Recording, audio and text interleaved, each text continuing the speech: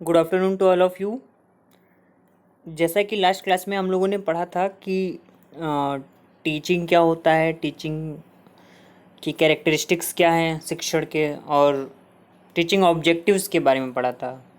तो teaching objectives में हम लोगों ने देखा था, ब्लूम्स टेक्सोनॉमी के बारे में पढ़ा था, और जो अफेक्टिव डोमेन है आपका, यानी आपका भावात्मक पक्ष और आपका मनोगत्यात्मक पक्ष, साइकोमोटर डोमेन या कॉग्निटिव डोमेन या क्रियात्मक पक्ष। तो अब हम लोग देखेंगे कि क्लासरूम में एज अ टीचर जब आप पढ़ाने जाते हैं तो आपको काफ़ी चीज़ें मैनेज करनी होती है, क्योंकि जो क्लासरूम है उसमें डाइवर्स लर्नर्स हैं, इंडिविजुअल डिफरेंसेस हैं, सबका आईक्यू लेवल अलग है, सबका कल्चरल बैकग्राउंड अलग है, सबका सोशल बैकग्राउंड अलग है, सबका लैंग्वेज बैकग्राउंड अलग है। तो इस तरीके से क्या है कि बहुत ज़्यादा डाइवर्सिटी होती है क्लासरूम में। तो इन डाइवर्सिटी को ध्यान में रखकर अगर एज अ टीचर आप पढ़ाने के तरीके और मैक्सिम्स ऑफ टीचिंग, शिक्षण सूत्रों के बारे में नहीं जानेंगे तो हो सकता है आपको काफ़ी परेशानियों का सामना करना पड़े क्लास को मैनेज करने के लिए और बच्चों को पढ़ाने के लिए। तो इसीलिए आज हम लोग बात करेंगे मैक्सिम्स ऑफ टीचिंग, शिक्षण सूत्र क्या क्या हैं। स्टार्ट करते हैं। तो जैसा कि देखिए इंट्रोडक्शन लिखा है, teaching is an art and a science. Last class में भी मैंने बताया था कि टीचिंग क्या है, शिक्षण एक कला भी है और विज्ञान भी है। और teacher requires two things, knowledge and process of teaching. Teacher को दो चीज़ों की ज़रूरत होती है। एक तो नॉलेज की ज़रूरत होती है, नॉलेज का मतलब मास्टरी ओवर कंटेंट, मतलब जो भी वो मैटर डिलीवर करने जा रहा है, जो भी कंटेंट डिलीवर करने जा रहा है, जो भी विषय वस्तु पढ़ाने जा रहा है, उसका उसमें एक्सपर्टाइज होना चाहिए, मास्टरी होनी चाहिए।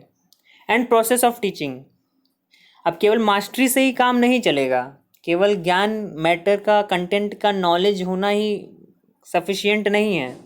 अगर किसी टीचर को ये नहीं पता है कि how to deliver the knowledge to the student, यानी विद्यार्थियों के सामने अपने ज्ञान को कैसे प्रकट किया जाए, प्रोसेस ऑफ टीचिंग, शिक्षण की प्रक्रिया क्या होनी चाहिए, तो वो बहुत ज्ञानी होते हुए भी उसका ज्ञान किसी काम का नहीं, क्योंकि फिर वो जब बच्चों को समझा ही नहीं पा रहा है मैटर, कंटेंट, तो ऐसे ज्ञान का क्या फ़ायदा। तो दो चीज़ों की ज़रूरत कौन कौन सी होती है, एक नॉलेज और दूसरा process of teaching, method of teaching या हाउ टू डिलीवर। अगला देखिए क्या है, in actual classroom teacher required to manage the class with experience. वास्तविक क्लासरूम में टीचर को किसकी ज़रूरत होती है, क्लासरूम को मैनेज करने के लिए अनुभव की ज़रूरत होती है। And decision in form of maxims, और ऐसे निर्णयों को लेने की ज़रूरत पड़ती है जो शिक्षण सूत्र के रूप में होते हैं। यानी टीचर को कैसे वर्क करना चाहिए, teacher work as a leader, work as a निर्देशन करता है यानी guider, work as a decision maker, problem solver, मतलब टीचर को के अंदर भी ये सारी क्वालिटीज़ होनी चाहिए। तो for successful and effective teaching teacher must know and use maxims of teaching. यानी अगर आप अपनी टीचिंग को इफ़ेक्टिवफुल बनाना चाहते हैं, सफल बनाना चाहते हैं, सक्सेसफुल बनाना चाहते हैं, तो टीचर को मैगजिम्स ऑफ टीचिंग के बारे में पता होना चाहिए। तो कुछ मैगजिम्स ऑफ टीचिंग है जिसके बारे में हम लोग पढ़ते हैं। देखिए पहला मैगजिम्स ऑफ टीचिंग, पहला शिक्षण सूत्र है कि टीचर को हमेशा किसका ध्यान देना चाहिए, फ्रॉम नोन टू अननोन, ज्ञात से अज्ञात की ओर बच्चों को ले जाना चाहिए। अब एज अ टीचर जब आप बच्चों को पढ़ा रहे होते हैं तो आपको ये ध्यान रखना है कि बच्चों को उनके प्रीवियस नॉलेज से कनेक्ट करिए, न्यू नॉलेज को। जैसे प्रीवियस नॉलेज को हम लोग एंटरिंग बिहेवियर भी कह सकते हैं, एंटरिंग बिहेवियर यानी प्रवेश ज्ञान या प्रवेश व्यवहार। यानी एक टीचर को बच्चों का प्रीवियस नॉलेज, पूर्व ज्ञान पता होना चाहिए। और वो पूर्व ज्ञान सामान्यतः टीचर कैसे पता करते हैं, इंट्रोडक्टरी क्वेश्चन के द्वारा, इंट्रोडक्टरी या प्रस्तावना प्रश्न के द्वारा। जब आप लेसन प्लान बनाते होंगे तो आप लोगों ने देखा होगा, आप लोग प्रस्तावना प्रश्न बनाते हैं उस टॉपिक को स्टार्ट करने के लिए, बच्चों को पूर्व ज्ञान से नए ज्ञान की ओर जोड़ने के लिए। तो इसी को बोला जाता है प्रस्तावना प्रश्न, इंट्रोडक्टरी क्वेश्चन। तो तो यही लिख रखा है, पहला सिद्धांत क्या है कि बच्चे को कहाँ से कहाँ की ओर ले जाना है, ज्ञात से अज्ञात की ओर ले जाना है। यानी कि बच्चे का पहले प्रीवियस नॉलेज आपको पता होना चाहिए, फिर प्रीवियस नॉलेज को इंटरलिंक करना चाहिए किससे, न्यू नॉलेज से।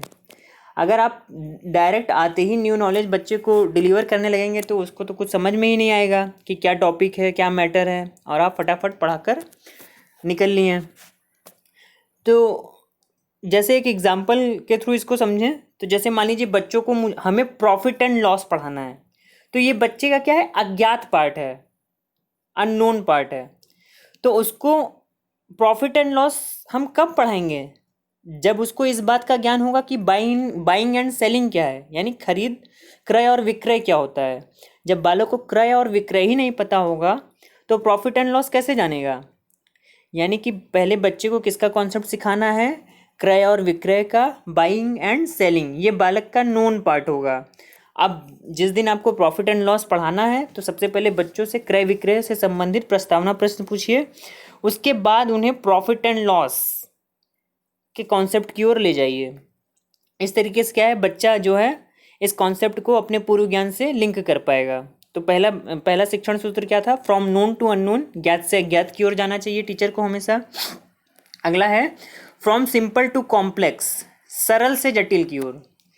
कक्ष में टीचर को हमेशा जो भी कंटेंट डिलीवर करना चाहिए उसमें सबसे पहले बच्चों को सरल चीज़ें बतानी चाहिए, ईजी टू कॉम्प्लेक्स।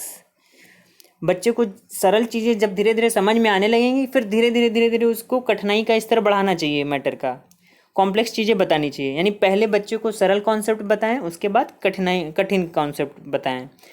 अब देखिए, जैसे इसका दो एग्जाम्पल भी मैंने लिख रखे हैं। अब बच्चे को जैसे सोशियो कल्चरल कॉन्सेप्ट सिखाना है, यानी सामाजिक सांस्कृतिक सिद्धांत मुझे बताना है, मान लीजिए लेव वाइगोत्स्की का the socio cultural theory of लेव वाइगोत्स्की, अगर मैं ये बच्चों को बताना चाहता हूँ तो इससे पहले बच्चे को दो कॉन्सेप्ट तो बेसिकली पता ही होना चाहिए। कौन कौन सा, कि पहला सोशियो यानी सोसाइटी क्या है, समाज क्या है, और दूसरा कल्चर संस्कृति क्या है। तो जब ये दोनों चीज़ें बच्चा अलग अलग जानेगा तभी तो उसको कंबाइन कर पाएगा, क्योंकि सोशियो कल्चरल क्या है, थोड़ा सा कॉम्प्लेक्स हो जा रहा है किसके कंपैरिजन में, सेपरेटली कल्चर और सोसाइटी के रिस्पेक्ट में। इस वजह से बच्चे को क्या है, पहले सरल चीज़ें बताएंगे, जैसे कल्चर का कॉन्सेप्ट बताएंगे, फिर सोसाइटी का कॉन्सेप्ट बताएंगे, उसके बाद उसको मर्ज करेंगे, सोशियो कल्चरल सामाजिक सांस्कृतिक का कॉन्सेप्ट बताएंगे। एक एग्जांपल देखिए और मैंने लिख रखा है, जैसे बच्चे को मान लीजिए CI मतलब कंपाउंड इंटरेस्ट बताना है। अगर बच्चे को मुझे पढ़ाना है बच्चों को चक्रवृद्धि ब्याज, तो चक्रवृद्धि ब्याज क्या आप लगा सकते हैं बिना साधारण ब्याज को जाने? नहीं, क्योंकि साधारण जो चक्रवृद्धि ब्याज है, जो CI है, कंपाउंड इंटरेस्ट है, उसका कॉन्सेप्ट थोड़ा सा टफ है। किससे? सिंपल इंटरेस्ट से। सिंपल इंटरेस्ट का तो सिंपल सा फार्मूला है PRT/100, लेकिन चक्रवृद्धि ब्याज का थोड़ा सा टफ है। तो जब तक बच्चा साधारण ब्याज को ही नहीं जानेगा तब तक चक्रवृद्धि ब्याज को कहाँ से जानेगा। तो पहले बच्चे को सरल संप्रत्यय सिखाइए, फिर कठिन संप्रत्यय की ओर ले जाइए। दूसरा देखिए एग्जाम्पल लिख रखा है एडिशन टू सब्सट्रैक्शन। अब जब तक बच्चा जोड़ नहीं सीखेगा तब तक आप डायरेक्ट घटाना बता सकते हैं? नहीं, एक सीक्वेंस में आपको बच्चे को बताना है। पहले एडिशन का कॉन्सेप्ट उसको समझ में आएगा तो अब उसमें से सब्ट्रैक्ट करना भी सीख जाएगा। सब्ट्रैक्शन के बाद मल्टीप्लिकेशन, उसके बाद डिवीज़न। यानी ये क्या है, इजी टू कॉम्प्लेक्स, सरल से कठिन की ओर। अब देखिए अगला सिद्धांत क्या है, फ्रॉम कॉन्क्रीट टू एब्स्ट्रैक्ट, मूर्त से अमूर्त की ओर ले जाना चाहिए। टीचर को क्लास में कंटेंट डिलीवर करते समय हमेशा ये ध्यान देना चाहिए कि कोई भी कंटेंट अगर वो पढ़ा रहा है तो सबसे पहले उसको ज़्यादा से ज़्यादा जो है कॉन्क्रीट फॉर्म में बच्चों के सामने प्रकट करे, मूर्त रूप से। अब जैसे मान लीजिए ताजमहल का एक कॉन्सेप्ट सिखाना है, तो अब हर बच्चे को आगरा ले जाना तो पॉसिबल है नहीं, तो मूर्त रूप से का मतलब क्या है कि ताजमहल का कोई 3D मॉडल हम उसके सामने रख देंगे और उसका कॉन्सेप्ट सिखाएंगे कि देखो ये 3D मॉडल है ताजमहल का, इसमें 4 पिलर है, ऐसा ऐसा है, इतना बड़ा एरिया है, जो भी कुछ है। उसके बाद बच्चा खुद से कल्पना करना स्टार्ट करेगा, अमूर्त रूप से सोचना स्टार्ट करेगा कि हाँ ताजमहल ऐसा हो सकता है। और देखिए मैंने क्या एग्जांपल लिख रखा है, जैसे ओशियन करंट्स, जैसे महासागरीय धाराएं बतानी है। तो अब करंट तो दिखाई नहीं देता है और सागर भी बच्चा देखने तो जाएगा नहीं, तो सागरीय करंट क्या है, एक अमूर्त कॉन्सेप्ट है, क्योंकि करंट या धारा कहीं दिखती नहीं है। लेकिन वाटर बॉडीज के बारे में बच्चा जानता है, तो सबसे पहले बच्चों को वाटर बॉडीज के बारे में बताएं।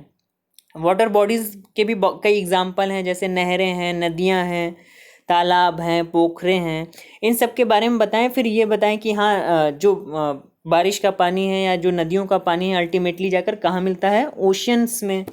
और फिर जो ओशियंस हैं, जो लार्ज अमाउंट ऑफ वाटर्स हैं, वो जब लार्ज अमाउंट ऑफ वाटर क्या है कि एक साथ फ्लो होना स्टार्ट करते हैं किसी डायरेक्शन में, तो वो करंट का रूप ले लेते हैं।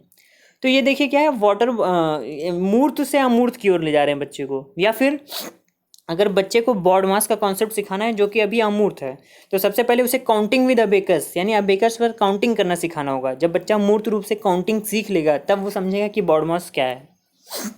अब देखिए अगला सिद्धांत क्या है आपका, अगला सूत्र है फ्रॉम पर्टिकुलर टू जनरल। हमेशा बच्चों को कहाँ से कहाँ ले जाना चाहिए, विशिष्ट से सामान्य की ओर। विशिष्ट से सामान्य की ओर का मतलब क्या है कि बच्चों को पहले जो है कुछ एग्जाम्पल्स, उदाहरण दिए जाएं, कुछ प्रयोग करवाया जाए, अनुभव कराया जाए, एक्सपेरिमेंट कराया जाए, उसके बाद उनका सामान्यीकरण कर दिया जाए, इम्प्लीकेशंस कर दिया जाए।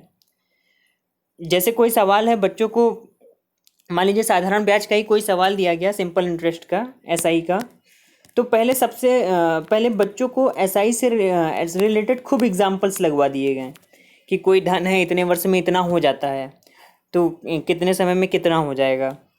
तो इस तरीके से खूब एग्जाम्पल लगवाने के बाद हमने उसको एक फार्मूला जनरलाइज करवा दिया कि हाँ, जब भी आप इस तरीके की प्रॉब्लम्स को सॉल्व करेंगे तो आपको केवल यही फार्मूला लगाना है। तो यह है जनरलाइजेशन, यानी विशिष्ट से सामान्य की ओर। विशिष्ट से सामान्य की ओर या विशेष से सामान्य की ओर, यानी इसमें क्या करते हैं, बच्चों को पहले बहुत ढेर सारे उदाहरण प्रस्तुत किए जाते हैं और उदाहरण प्रस्तुत करने के बाद बच्चों को सामान्य सिद्धांतों की ओर ले जाया जाता है। इसीलिए इसको हम क्या कहते हैं, इंडक्टिव रीजनिंग भी कहते हैं। आपको याद होगा इंडक्टिव रीजनिंग जब हम लोगों ने पढ़ा था तो उसमें मैंने बताया था कि इसमें इंडक्टिव रीजनिंग में भी क्या है कि पहले बच्चों को बहुत ढेर सारे एग्जाम्पल्स बता दिए जाते हैं, उसके बाद जनरलाइजेशन किया जाता है, सामान्य सिद्धांत की ओर ले जाया जाता है। अगला सिद्धांत देखिए क्या है, फ्रॉम होल टू पार्ट, पूर्ण से अंश की ओर।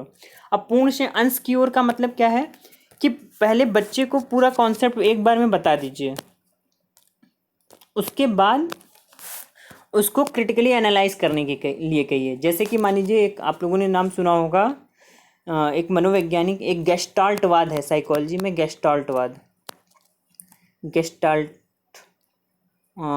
गेस्टाल्टिज्म।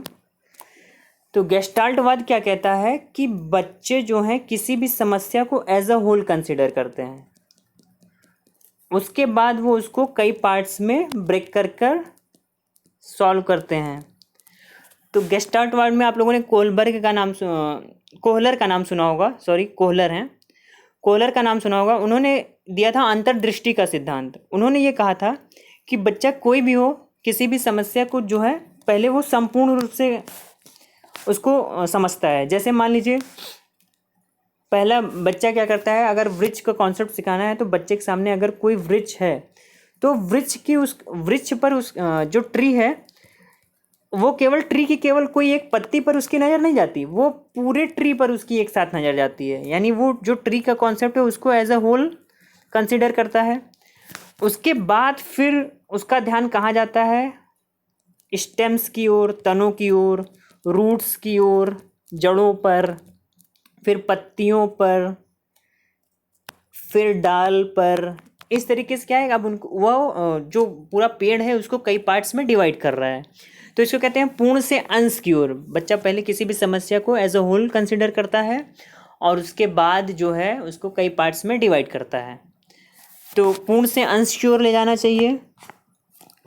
उसके बाद अगला देखिए क्या है, फ्रॉम साइकोलॉजिकल टू लॉजिकल, मनोविज्ञान से तर्क की ओर। मनोविज्ञान से तर्क की ओर इस सिद्धांत का मतलब क्या है कि सबसे पहले अगर जैसे ही टीचर क्लासरूम में एंटर करता है तो उसको ये पता होना चाहिए कि हर स्टूडेंट का इंटरेस्ट क्या है, रुचि क्या है, मेमोरी लेवल क्या है, आईक्यू लेवल क्या है, उसका एप्टीट्यूड क्या है, अभिवृत्ति, चाइल्ड सेंटर्ड एजुकेशन का उसको ध्यान रखना है।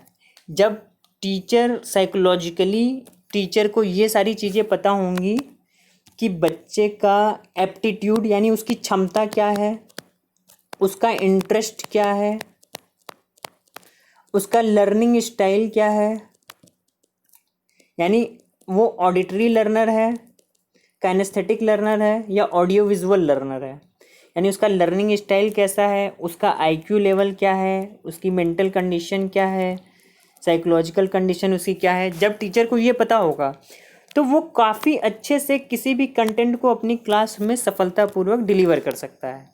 यानी कि जब टीचर को ये पता होगा कि बच्चे की ये सारी चीज़ें क्या हैं, उसके बाद वह उसका अच्छे से मूल्यांकन कर सकता है। तो यही कहा गया है कि फ्रॉम साइकोलॉजिकल टू लॉजिकल, यानी कि एक टीचर को कहाँ से कहाँ की ओर जाना चाहिए, मनोवैज्ञानिक से तर्क की ओर, मनोविज्ञान से तर्क की ओर, यानी कि छात्रों की योग्यता और रुचि के अनुकूल ही पढ़ाया जाए और तत्पश्चात विषय सामग्री का तार्किक क्रम पर ध्यान दिया जाए। अब सातवां सिद्धांत क्या है, फ्रॉम इंडक्टिव टू डिडक्टिव। इसको मैं देखिए मैंने बता ही दिया कि शुरुआत में अभी बताया था कि टीचर को हमेशा क्या है, बहुत ढेर सारे एग्जाम्पल्स देने होंगे शुरुआत में, उसके बाद एग्जाम्पल से नियमों से उदाहरण से नियम की ओर बच्चे को ले जाना है। यानी पहले बच्चों को बहुत ढेर सारे मूर्त एग्जाम्पल दिए जाएं, उसके बाद नियमों को बताया जाए। अगला सिद्धांत क्या है, अगला सूत्र है आपका एम्पेरिकल टू रेशनल, अनुभव से तर्क की ओर। अब टीचर को कंटेंट डिलीवर करते समय हमेशा ये ध्यान देना है कि बच्चे जो लर्निंग बाय डूइंग प्रिंसिपल को फॉलो करें, यानी करके सीखने का सिद्धांत, लर्निंग बाय डूइंग, करके सीखने का सिद्धांत, या एक्टिविटी बेस्ड लर्निंग, क्रिया आधारित activity based learning. As a teacher उसे यह ध्यान रखना होगा कि बच्चों को हमेशा एम्पिरिकल टू रेशनल की ओर ले जाना है। पहले बच्चों को किसी भी कॉन्सेप्ट से अनुभव कराया जाए, एक्सपीरियंस दिया जाए, फिर उसको तर्क की ओर लिया जाए, पहुंचाया जाए। तो अनुभव से तर्क की ओर का मतलब क्या है, तर्क का मतलब कारण, यानी कॉज एंड इफेक्ट का रिलेशनशिप बच्चा कब समझ पाएगा, जब किसी भी चीज़ को फेस करेगा। तो देखिए जैसे एग्जाम्पल भी लिखा है, रूल टू नॉर्म्स, पहले बच्चों को क्या है, रूल्स एंड नॉर्म्स कैसे समझाए जाएं, एम्पिरिकल बेस्ड, अनुभव आधारित, यानी गाइडलाइंस। उसके बाद तर्क क्या है, वैल्यूज़, यानी बच्चा जब एक बार नॉर्म्स समझ जाएगा, रूल्स एंड रेगुलेशंस समझ जाएगा, तो वो उसके वैल्यूज़ एंड एथिक्स को भी जानेगा। अब इसको ऐसे एक एग्जाम्पल से समझिए कि जैसे क्या है कि आप सड़क पर गाड़ी चला रहे हैं और आप जो है कि ट्रैफिक रूल्स को फॉलो नहीं कर रहे हैं, लेकिन जब एक बार क्या है कि आपने ट्रैफिक रूल्स को फॉलो नहीं किया और आप जो है बिना हेलमेट के गाड़ी चला रहे थे, तो पुलिस ने आपका चालान काट दिया। अब चालान काटने के बाद आपको ये समझ में आया कि हेलमेट पहनकर गाड़ी ना चलाने से आपको क्या क्या नुकसान हो सकता था। आप खुद खतरे में थे, आपकी जान को खतरा था, दूसरों की जान को खतरा था, सोसाइटी का नुकसान था, ह्यूमन रिसोर्सेस का, सरकार के रिसोर्सेस का नुकसान था। तो अब क्या है कि जब आपका एक बार चालान कट गया तो आप रूल्स रेगुलेशन एंड नॉर्म्स को समझ गए, ट्रैफिक रूल्स को आप समझ गए, और जब आपने एक बार इसको एम्पिरिसाइज कर लिया, अनुभव कर लिया, तो आप इसकी वैल्यूज़ एंड एथिक्स को भी समझने लगे कि हाँ, हमें जब भी घर से बाहर निकलना चाहिए क्या है कि सिर पर हेलमेट पहन कर निकलना चाहिए। इससे हम भी सुरक्षित रहेंगे, इससे समाज भी सुरक्षित रहेगा, ह्यूमन रिसोर्सेज भी सुरक्षित रहेंगे और सरकार के रिसोर्सेज भी सुरक्षित रहेंगे। और ये सोसाइटी के कोड ऑफ कंडक्ट के अकॉर्डिंग है, जो कि सबकी भलाई के लिए बनाया गया है। तो यानी ये क्या है, एम्पिरिकल टू रेशनल। इसी तरीके से दूसरा एग्जांपल देखिए, लिखा है एनवायरमेंटल पॉल्यूशन, जैसे पर्यावरण प्रदूषण के बारे में पहले हमने बच्चों को बताया कि हाँ, साउंड पोल्यूशन से ये प्रॉब्लम हो रही है, नॉइज़ पोल्यूशन से ये प्रॉब्लम हो रही है। उसके बाद हम लोग बच्चों को कहाँ ले आते हैं, फ्यूचर इम्प्लीकेशन ऑफ पोल्यूशन, यानी कि फ्यूचर में, भविष्य पर क्या प्रभाव पड़ेगा प्रदूषण का, उसके बारे में तर्क करना, उनसे परीक्षा लेना, उनसे उनका आइडिया जानना, उनसे उनके विचारों को जानना। तो ये क्या है, एम्पिरिकल टू रेशनल। अब नवा क्या है आपका, फ्रॉम एनालिसिस टू सिंथेसिस। तो एनालिसिस टू सिंथेसिस यानी विश्लेषण से संश्लेषण की ओर हमेशा ले जाना चाहिए टीचर को। यानी कि एनालिसिस टू सिंथेसिस का एग्जांपल देखिए मैंने लिख रखा है कि जैसे मान लीजिए बच्चों को जल चक्र के बारे में बताना है, बच्चों को मान लीजिए जैसे वाटर साइकिल का हमें एग्जाम्पल देना है, जल चक्र क्या है, तो जल चक्र बच्चा तभी समझ पाएगा जब उसको ये कॉन्सेप्ट पता होंगे कि वाष्पीकरण क्या होता है, संघनन क्या होता है, वर्षण क्या होता है, ऊर्ध्वपातन क्या होता है। यानी कि water cycle as a whole है, जल चक्र एक पूरा बहुत बड़ा कॉन्सेप्ट है। उससे पहले बच्चे को उसके छोटे छोटे कॉन्सेप्ट के बारे में पता होना चाहिए कि क्या होता है कंडेंसेशन, क्या होता है इवेपोरेशन, क्या होता है वेपोराइजेशन, क्या होता है सब्लिमेशन और क्या होता है प्रेसिपिटेशन। जब बालक ये चीज़ें समझ जाएगा, उसको वन बाय वन समझ जाएगा, तो उसको एनालिसिस से अब वो सिंथेसिस की ओर जा रहा है। अब उसको क्या है, वाटर साइकिल के बारे में बताना है। तो अब जब वाटर साइकिल के बारे में बताना है तो बच्चे को ये छोटे छोटे कॉन्सेप्ट पता है कि क्या होता है इवेपोरेशन, क्या होता है कंडेंसेशन, क्या होता है प्रेसिपिटेशन, क्या होता है सब्लिमेशन। तो इस तरीके से अब क्या है कि इन सारी चीज़ों को वो ओवरऑल कनेक्ट कर कर सिंथेसाइज कर कर अपनी तरफ से कुछ न्यू फैक्ट्स को जोड़कर समझने की कोशिश करने लगता है। यानी कि विश्लेषण और संश्लेषण अगर हम बात करें, ये दोनों एक दूसरे के पूरक हैं और बालक इनका कहीं ना कहीं यूज़ करता रहता है। तो विश्लेषण से संश्लेषण की ओर यानी एनालिसिस टू सिंथेसिस की ओर। 10वां है आपका फ्रॉम इनडेफिनिट टू डेफिनिट, बालक को अनिश्चित से निश्चित की ओर। यानी कि शुरुआत में जब टीचर एंटर करता है किसी कॉन्सेप्ट को लेकर बच्चों को समझाने के लिए, तो बच्चों को उस कॉन्सेप्ट से रिलेटेड कोई भी चीज़ निश्चित रूप से पता नहीं होती है, इनडेफिनिट होते हैं सारे कॉन्सेप्ट। लेकिन धीरे धीरे धीरे जैसे जैसे लेक्चर डिलीवर होता जाता है, टीचर TLMs का यूज़ करता चला जाता है, शिक्षण सहायक सामग्री का यूज़ करता चला जाता है और धीरे धीरे बच्चों में जब परिपक्वता आती रहती है तो उनकी शंकाओं का, जब उनके कन्फ्यूजन्स हैं, उनके डाउट्स हैं, ऑटोमेटिक क्लियर होने लगते हैं और वो कॉन्सेप्ट जो है डेफिनिट कॉन्सेप्ट हो जाता है उनके लिए। तो यही है कि अगला सूत्र क्या है कि इनडेफिनिट टू डेफिनिट यानी फ्रॉम अनिश्चित से निश्चित की ओर। अब देखिए नेक्स्ट क्या है, फॉलो द नेचर, प्रकृति का अनुसरण करना। अब हमेशा देखिए ये ध्यान रखिएगा, फॉलो द नेचर का मतलब क्या है कि ये नेचर का मतलब यहाँ पर ये है कि छात्रों को उनकी प्रकृति के अनुसार शिक्षा दी जाए। यानी एक टीचर को हमेशा ये ध्यान देना है कि लर्नर का नेचर क्या है। वो लर्नर का नेचर का मतलब अधिगमकर्ता या बच्चे की प्रकृति का मतलब क्या, कि वही शुरुआत में अभी जो बताया था कि वो ऑडिटरी लर्नर है, मतलब उसको सुन के समझ में आ जाता है, या काइनेस्थेटिक लर्नर है, जब तक वो कुछ करता नहीं है ऑन रिटन तब तक उसको नहीं समझ में आता है, या ऑडियो विजुअल लर्नर है, जब तक कोई विजुअल ना देखे, सुने और देखे ना तब तक उसको नहीं समझ में आता है, या लर्निंग बाय डूइंग लर्नर है, या एक्टिविटी बेस्ड लर्नर है, या एक्सपेरिमेंटल लर्नर है, जब तक वो कुछ खुद से करे परफॉर्म ना करे तब तक उसको नहीं आता है, यानी परफॉर्मिंग लर्नर। तो इस तरीके से क्या है कि टीचर को बच्चे के नेचर का भी ध्यान रखना है, उसके नेचर के अनुसार ही बच्चों को पढ़ाना चाहिए, शिक्षा दी जानी चाहिए। तो इसमें क्या है कि देखिए जैसे भाषाई शिक्षा है, लैंग्वेज टीचिंग जब करते हैं तो ये वाला चीज़ हमको बहुत ध्यान रखना है कि प्रकृति का अनुसरण करें। अब अगला प्रिंसिपल देखिए क्या है, अगला प्रिंसिपल एक है ट्रेनिंग ऑफ सेंसेस। यानी टीचर को हमेशा ऐसा टीचिंग मेथड टेक्निक्स यूज़ करना चाहिए कि बच्चे के जो सेंसेस हैं वो एक्टिवेट रहें, कार्यरत रहें। यानी कि मल्टी सेंसरी अप्रोच यूज़ करना चाहिए। मल्टी सेंसरी अप्रोच का मतलब एक ऐसा उपागम टीचर को यूज़ करना चाहिए जिसमें बच्चे का आइज़, ईयर्स और हैंड्स ये सभी एक समय में एक्टिवेट रहें एक साथ। तो इसको क्या कहा, जैसे जो हमारी पांचों ज्ञानेंद्रियां हैं, पांचों इंद्रियां हैं, इन्हीं को क्या कहा जाता है, ज्ञान का प्रवेश मार्ग, डोर्स टू नॉलेज। तो जब यही एक्टिवेट नहीं होंगे तो कहाँ से बच्चा किसी भी ज्ञान को प्राप्त करेगा। तो ट्रेनिंग ऑफ सेंसेस अगर आप लोगों ने सुना होगा तो इसको मॉन्टेसरी, मारिया मॉन्टेसरी और फ्रोबेल ने बहुत ज़्यादा इस पर जोर दिया है। तो इस तरीके से 12वां सिद्धांत क्या है, इंद्रियों का प्रशिक्षण, इस पर ध्यान देना है, इंद्रियों का प्रशिक्षण, ट्रेनिंग ऑफ सेंसेस। अब देखिए आगे क्या है, benefits of maxims of teaching. यानी क्या बेनिफिट्स हैं शिक्षण सूत्रों को अपनाने से, हम क्या बेनिफिट है। तो पहला देखिए, simplify the process of teaching, यानी यह शिक्षण प्रक्रिया को आसान बना देता है, यानी टीचर के लिए आसानी हो जाती है। Joyful teaching and learning environment, joyful मतलब शिक्षण जो है बहुत ही आनंदमय हो जाता है, बहुत बच्चे इंटरेस्ट लेते हैं, बहुत मज़ा आती है पढ़ने में।